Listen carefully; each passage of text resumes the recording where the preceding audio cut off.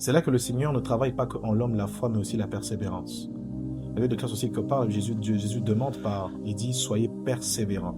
Le problème avec le chrétien, nous les chrétiens aujourd'hui, c'est que nous avons un problème entre le moment où Dieu nous a parlé des choses et là où il va accomplir, il y a un vide au milieu qu'on appelle le temps de la persévérance. Shalom, je sais que tu as sûrement entendu parler de ce podcast, tu es même sûrement un de nos abonnés. Aujourd'hui, nous avons un sujet beaucoup plus profond, un sujet dont je pense qu'il va beaucoup t'édifier. C'est ainsi que nous avons pour thème « Comment reconstruire sa vie lorsque tout semble brisé ?» Tu t'es posé mille et une questions mais sans réponse. Tu as cherché des résolutions mais en vain. Laisse-moi te dire qu'avant la fin de ce podcast, tu auras les réponses qu'il te faut. Mais avant de pouvoir les recevoir, je veux t'inviter à pouvoir liker, à pouvoir t'abonner, commenter même si possible, et activer la cloche de notification pour ne rien manquer. Je compte sur toi. Bienvenue dans ce nouvel épisode. Je ne suis pas seul, je suis accompagné d'une merveilleuse personne dont la sagesse marque les temps modernes. Alors, bonjour prophète Merci. Bonjour le cordon international. Comment allez-vous? Très bien, et vous? Ah oui, ça va en tout cas, super. Ça va dire. Alors, ce podcast a beaucoup suscité des multiples questions. Ok.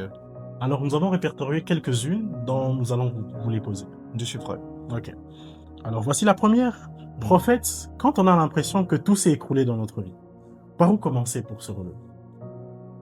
Quand nous avons l'impression que tout s'est écroulé dans notre vie, par où commencer? Ce que j'aimerais déjà répondre à tous ceux qui nous suivent en ce moment-ci, c'est qu'ils doivent déjà savoir, c'est que on commence d'abord par revenir vers Dieu, vers le Seigneur. Parce que vous devez savoir que quand tout s'écroule, ce n'est pas la fin, mais c'est un début d'un commencement caché. La Bible, on parle d'ailleurs dans le livre de Psaume 121, le verset 1er à 2, c'est David qui parle, c'est une question que David pose et se répond lui-même. Il dit « Je lève mes yeux vers les montagnes, d'où me viendra le secours ?» Il dit « Le secours me vient de l'Éternel ». Cela veut dire que, en réalité, l'homme ne peut pas se relever seul si Dieu n'est pas sa force pour le relever. Vous voyez, on a besoin de la grâce de Dieu, de la force de Dieu, afin de se relever là où on est tombé, ou là où on est plus fort, là où on a tout perdu. Vous voyez, donc la première chose que vous devez savoir, c'est d'abord accepter cette situation qui vous emmène en berne, donc en fait d'être à terre, mais aussi croire que le Seigneur peut vous relever et vous emmener encore plus loin. Donc c'est un peu ça. Bon, il y a une question quand même qui m'est venue en tête lorsque vous étiez en train de parler du psaume 121, celui de David. Mais comment est-ce que David pouvait lui-même poser la question et lui-même avoir la réponse? Vous avez parlé que c'est Dieu qui donne la force. Donc même lorsque nous sommes dans ces moments de malheur-là, Dieu lui-même, il a déjà mis la force qu'il nous faut pour pouvoir avancer. Exactement. Parce que David, vous devez savoir que David, déjà, l'histoire de David, je tiens toujours à en parler d'ailleurs même dans mes prédications, c'est que David, c'est un homme au préalable qui, sa vie est définie par Dieu. Parce que même le fait qu'il devienne roi sans être prince, c'est Dieu qui l'établit. Ah oui, ça c'est un peu. Donc cela veut dire que déjà au préalable, il se retrouve dans une situation où il a tout perdu. Parce qu'il est arrivé à un moment donné, David avait perdu son trône à cause de ses enfants. Et il se rend compte que les oppressions, les problèmes, les ennemis, les attaques est en train de le suivre. Il se pose maintenant une question. Je me rends compte que physiquement, je n'ai pas d'aide. Alors je lève d'abord les yeux sur les montagnes. Et il cherche le secours, mais il se rend compte que la seule montagne qui peut donner secours, c'est la montagne de Sion. Amen. Et c'est vrai, il dit que le secours ne vient que de l'Éternel. C'est vrai, vous devez savoir déjà que à chaque fois que vous sentez que personne ne peut répondre à vos besoins, Jésus est la personne des personnes qui n'ont personne. Amen. Ça, je crois que ça sera vraiment un témoignage. Amen, exactement. Ok. Alors, il y a une deuxième question. Est-ce que Dieu peut encore reconstruire une vie qui a été complètement désordonnée ou brisée? Exactement, Dieu peut le faire parce que c'est ça le mode opératoire de Dieu. C'est même ça sa spécialité. Depuis que Dieu est Dieu, Dieu ne fonctionne pas ou ne travaille pas toujours avec ce qui est parfait. Mais souvent, il reconstruit ce qui est brisé. C'est pourquoi même j'en parle. Il y a une histoire d'ailleurs, une fois je lisais dans le livre de Jérémie chapitre 18, où c'est le prophète Jérémie qui donne une image d'un potier qui est en train de faire des vases. Et il a essayé de faire le premier vase, mais il a trouvé que ce vase n'était pas assez parfait. Et il a refait un autre, et c'est là qu'il a trouvé que c'était bon. Des fois, Dieu prend son temps afin de reconstruire ta vie. Tu peux être brisé, mais Dieu va te reconstruire pour que tu sois meilleur à ses yeux. C'est pas parce que ça n'a pas marché aujourd'hui que Dieu t'a oublié. C'est pourquoi vous devez comprendre que la meilleure chose que vous devez faire, c'est que Dieu peut te faire passer par des moments aussi compliqués, mais il a promis une chose dans la Bible, il dit « Je restaurerai les années qu'on dévorait ». Les années peuvent être dévorées, mais Dieu restaure. C'est un peu compliqué à ce niveau-là parce que des fois, on vit des situations tellement qui nous accablent, on ne sait pas. Ce temps d'attente-là, c'est quand? c'est quand? Parce que ça fait tellement mal. Est-ce qu'il y aura la force qu'il faut pour pouvoir continuer, pour pouvoir avancer? Donc, il y a de ces situations où même moi-même, où j'étais là, j'avais pas de travail, j'étais en train de chercher un boulot, donc je savais pas quoi faire. Et ça pendant des multiples années, donc je savais pas. Ce temps-là, ça va venir quand? C'est là que le Seigneur ne travaille pas qu'en l'homme la foi, mais aussi la persévérance. Il y a des classes aussi que par Jésus demande il dit soyez persévérants. Le problème avec le chrétien, nous les chrétiens aujourd'hui, c'est que nous avons un problème entre le moment où Dieu nous a parlé des choses et là où il va accomplir, il y a un vide au milieu qu'on appelle le temps de la persévérance. Ce temps-là, c'est un temps où Dieu prend le temps de te façonner. Mais Dieu ne fait jamais ou ne te façonnera jamais au moment où toi tu veux que les choses se passent de cette manière-là. Il y a un combat comme comment toi tu veux être et comment Dieu veut que tu sois. C'est pourquoi ce temps-là crée une forme de confusion dans tes pensées et dans tes attentes. Alors Dieu ne veut pas que tu te définisses, mais Dieu veut que tu le suives. Tu vois? Alors le fait que de suivre Dieu, c'est de laisser traiter en toi, même dans les douleurs, même dans les tempêtes, même dans les impairs, même dans les tares et dans les confusions, qu'il puisse t'emmener à destination. Une seule chose que Dieu sait faire, ce n'est pas se tourner en dehors de sa parole. Tes situations ne bougent pas la parole de Dieu.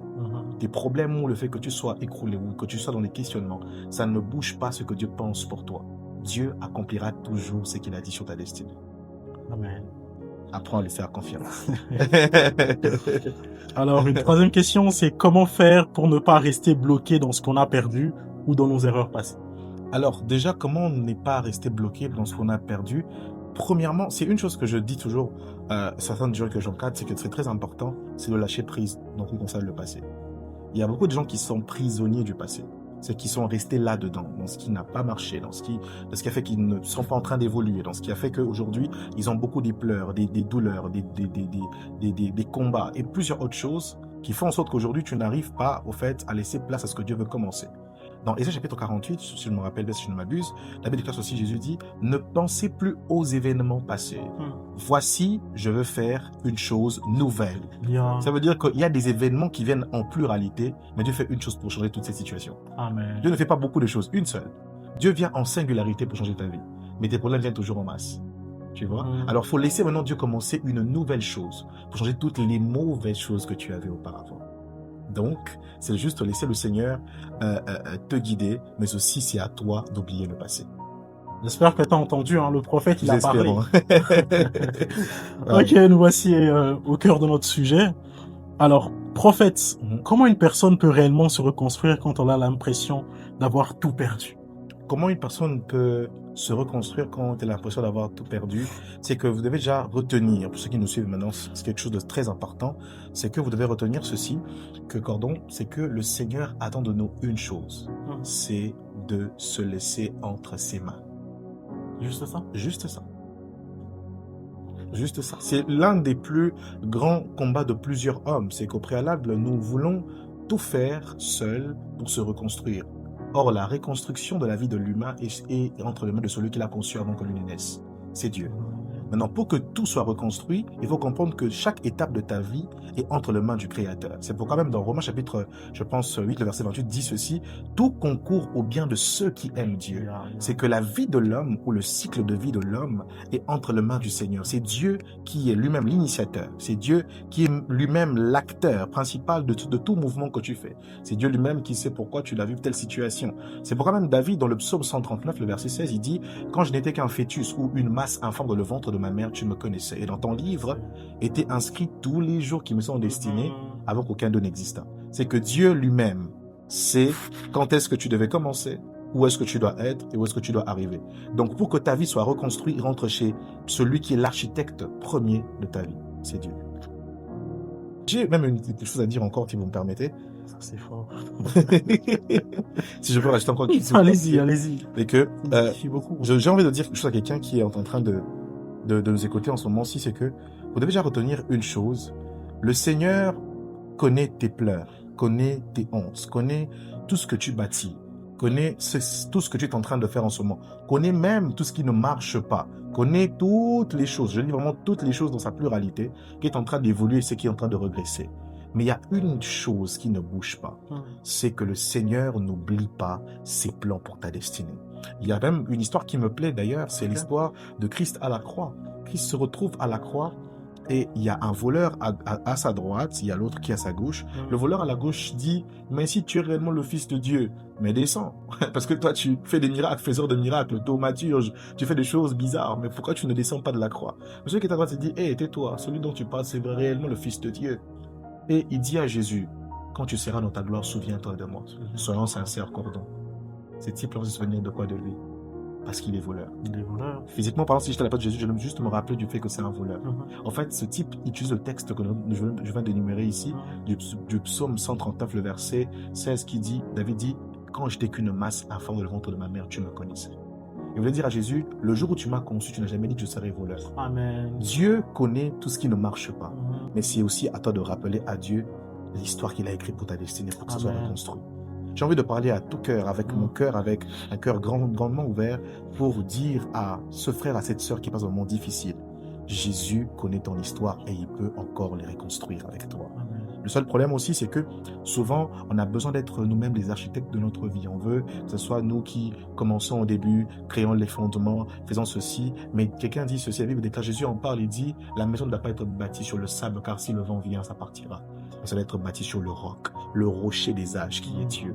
Quand ta vie est bâtie sur Dieu, c'est lui qui va aussi reconstruire et construire avec toi cette vie. Que le Seigneur rencontre quelqu'un qui m'écoute maintenant et qui reconstruit sa vie au nom de Jésus-Christ. Amen. Alors, prophète, on a bien suivi tous vos enseignements. Je crois que même une personne sera bénie après tout ça. Amen.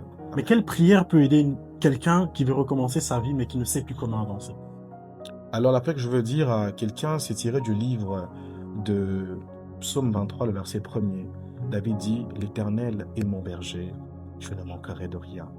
Alors, ce que je veux dire à quelqu'un, c'est que tu as besoin de ton berger. Vous savez, les bergers dans le temps, et même ceux qui sont encore bergers jusqu'aujourd'hui dans certains pays, qu'est-ce qu'ils font? Ils gardent les brebis dans la bergerie et ils partent chercher des pâturages pour qu'ils leur fassent manger.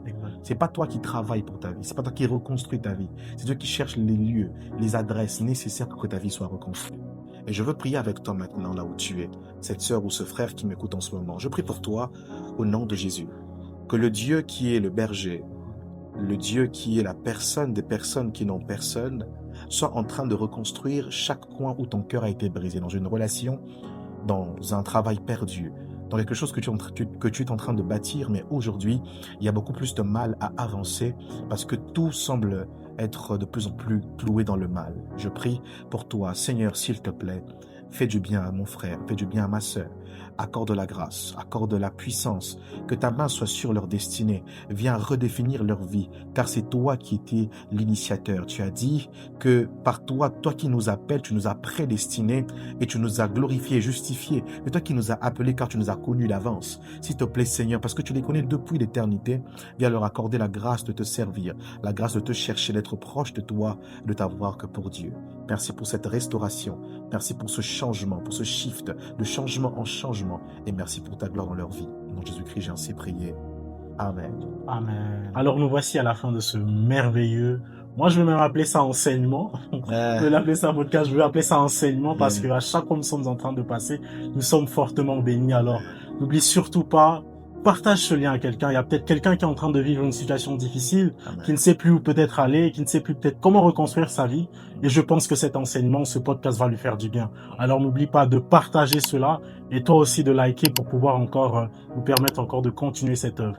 Alors on se retrouve à plus. Merci. Et grâce chez vous.